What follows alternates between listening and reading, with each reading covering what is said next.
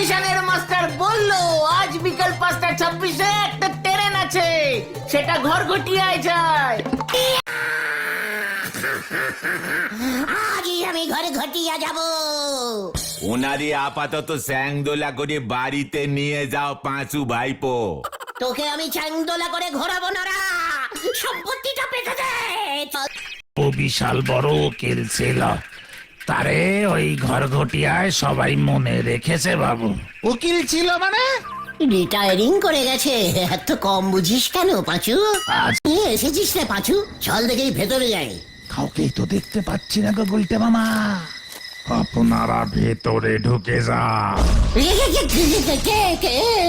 কে? দাদু ঘুমিয়ে পড়েছে মনে হয়।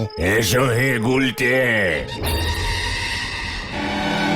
মানে এত জমি, এতগুলো বাড়ি, এত টাকা, মানে একসঙ্গে নেব কেমন করে? সেসব কিছু কি আর আছে এখন? এই মানে মানে তাহলে আপনি আমাকে ডাকলেন কেন? এখানে আমি যত্ন করে রেখে দিয়েছি, ব্যবহার করি না। ওই ওই ওই সিন্ধুকে? না না, ওই তো ওটার উপরে। উপরে?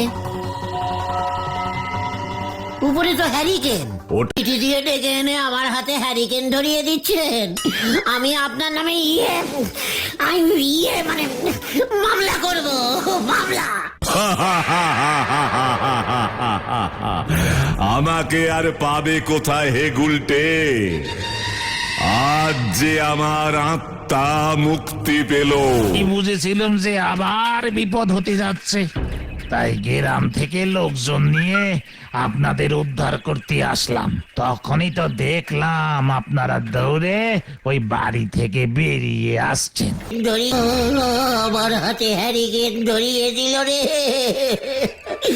হ্যারিকেন ধরিয়ে দিল।